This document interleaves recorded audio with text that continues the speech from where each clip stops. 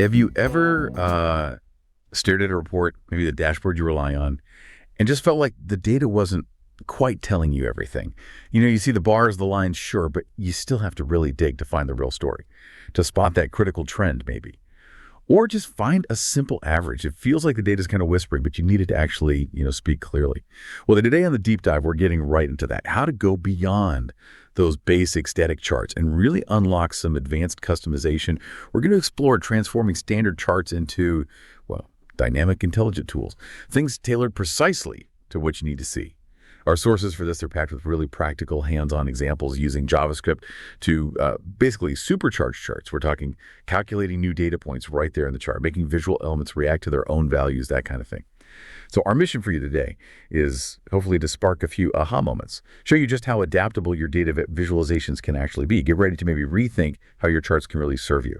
Exactly. And just to ground this a bit, we'll be looking at examples mainly from the PHP Runner v11.1 environment, specifically using its AnyChart integration. The test data we're referencing, just for context, it comes from something called a datable. Think of it as just the raw table feeding your chart. It's got fields like, value 1, value 2, date field, typical stuff. But really, the specific tool isn't the main point here. It's the core principles, this power of client-side JavaScript to manipulate and enhance charts. That's broadly applicable, whether you're using AnyChart, ChartJS, D3, whatever. The idea is the same. Okay, great. So let's unpack that first scenario you mentioned, calculating new data. Okay. Imagine you're tracking, sales figures, sales 2024 and sales 2025, maybe. On a line chart, month by month, you've got these two lines, clear enough. But what you really need quickly is the average performance across those 2 years for each month, right there on the same chart. Yeah. You want that combined average trend. Now, traditionally, that sounds like exporting, right? Oh, yeah. Firing up Excel, calculating, maybe trying to paste it back in. It's a whole dance. It is. It's a common headache. But what if the chart itself could just figure it out? That's the sweet spot. That's exactly where this client-side scripting really, really shines. We're talking about deriving completely new information like that average right there in the chart. In the browser. You don't need to go back to the database, no complex server stuff. It's just incredibly efficient because the calculation happens right where the data is being shown. The core idea is basically programmatically generating a new data series, that third line, by calculating from the existing ones, your value 1 and value 2. Okay. So the browser's got all the numbers it needs anyway to draw the first two lines. Precisely. And we're just saying, hey, before you finish drawing, just do this little extra calculation. Yeah. How do we actually inject that command? You've got it. PHP Runner gives you this specific hook. It's an event called JavaScript chartModify. It's timed perfectly. Just before the chart gets fully rendered, you get this window to step in and add your custom logic. So this is where we put the code to calculate and add our new average series, the goal being that third series averaging value 1 and value 2. Okay, so it's not just throwing script tags randomly. It's a designated spot. Right. Makes sense. So walk us through the JavaScript then. How does this average line actually appear? What are the steps? Okay, so the script first needs to know about the data that's already there, your original sales lines. It basically grabs references to those first two series on the chart. We can think of them as series 0 and series 1. Then it sets up an empty container, an array, basically a list. This is where we'll put our new calculated average points. Got it. List ready. Then it starts looping. It goes through each data point in the first series, one by one, January, February, March, whatever your points are. And for each point, it also looks at the corresponding point in the second series, so January 2024 and January 2025. It pulls out their actual numerical values, the y-axis values. So it grabs the number for sales 2024 in Jan and the number for sales 2025 in Jan, and then... Exactly. It takes those two numbers, adds them up, divides by 2. Simple average. Value 1 plus value 2. While it's doing that, it also notes the label for that point, January or Q1 or whatever your x-axis category is. We assume both series share the same x-axis points.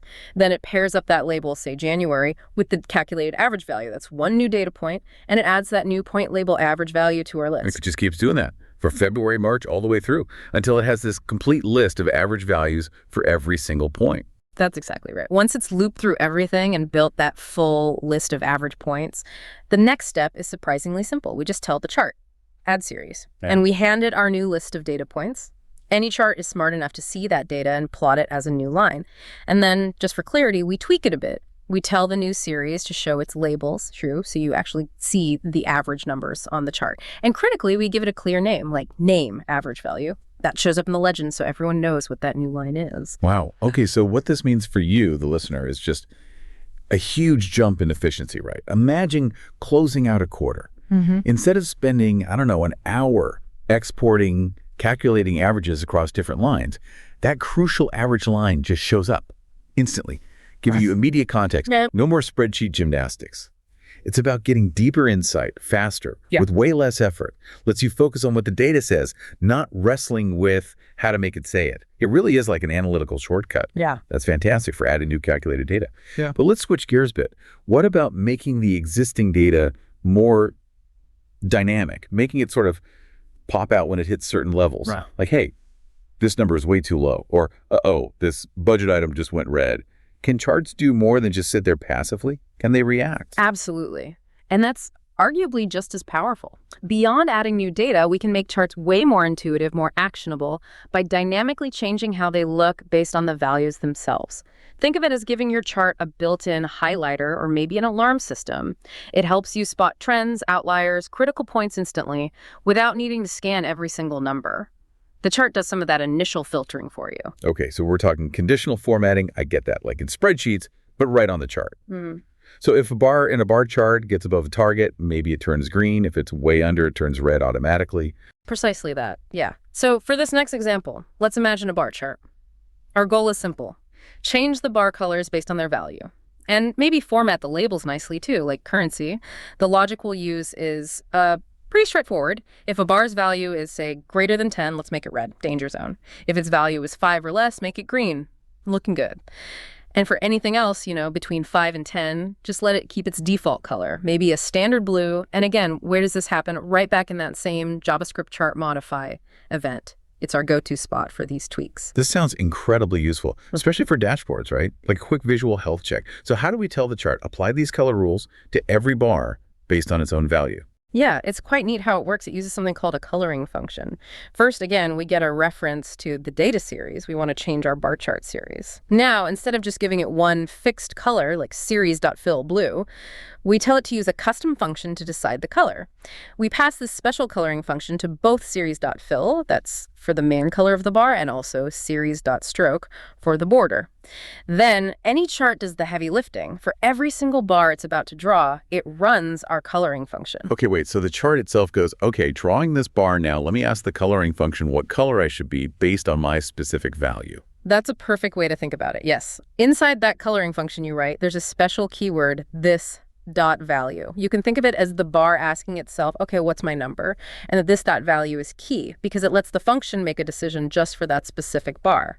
The function then just uses simple if-else logic. Is this dot value greater than 10? Okay, return red. Is it less than or equal to 5? Return green. Otherwise, return the default color. Clever, very clever. And what about the labels you mentioned? Making them show currency, for example. Oh yeah, that's another straightforward but really impactful tweak. The script also shows how you can format the labels that appear on or next to each bar. You access the labels for the series, something like chart.getSeries 0.labels, and then you apply another formatting function using .format. Inside this function, you can customize the text. A common one is return plus this dot value. So if the bar's value is, say, 150, the label doesn't just say 150, it instantly shows $150. Adds that context right away. It's all about making the data as easy to understand and act on as possible, Okay, this is where it gets really powerful, I think. Imagine a budget dashboard. Any expense line over its limit just glows red instantly. Or a sales pipeline chart where underperforming regions just automatically shift to orange or red. It's like giving your charts intuition. That kind of immediate visual feedback built right in saves so much time compared to scanning tables of numbers. It just guides your eye straight to what needs attention. It lets the visualization do the work for you. And if we kind of zoom out, connect this to the bigger picture, what we've really looked at today isn't just about, writing a bit of code. It's fundamentally about transforming raw data, which can often feel overwhelming, into genuinely clear, intelligent insights. It's about using this client-side scripting power to make your charts work harder. Make them not just show data, but actively analyze and highlight what matters most, turning them from static pictures into dynamic analytical partners. So for you, our listener, someone who needs to grasp information quickly, thoroughly, without getting bogged down, why should these specific techniques matter day to day? Well, first off, there's a massive gain in just sheer speed and efficiency. Right. You can automatically get derived data like those averages or see critical info highlighted by color instantly. That just saves enormous amounts of time you might otherwise spend on manual analysis or digging through reports. You get answers faster. Definitely. And it has to improve clarity and impact too. Your charts aren't just, well, pretty decorations anymore. They become actual storytelling tools. Yeah. They pull your focus immediately to what's important. That cuts down on information overload, doesn't it? The chart itself guides you, reducing the mental energy needed to figure out what matters. Exactly. And that leads to, I think, a real sense of empowerment. You're not just stuck with the default settings. You're not limited only to the columns directly in your database table. These examples show how even a little bit of JavaScript in that specific chartModify spot lets you build visualizations tailored precisely to your questions, your needs. Your charts start reflecting how you think about the data. Right. So we've taken quite a deep dive today. We looked at how any chart in PHPreener with a bit of JavaScript magic lets you really break free from static charts. We explored adding completely new data series based on calculations like those super useful average values that often need manual work.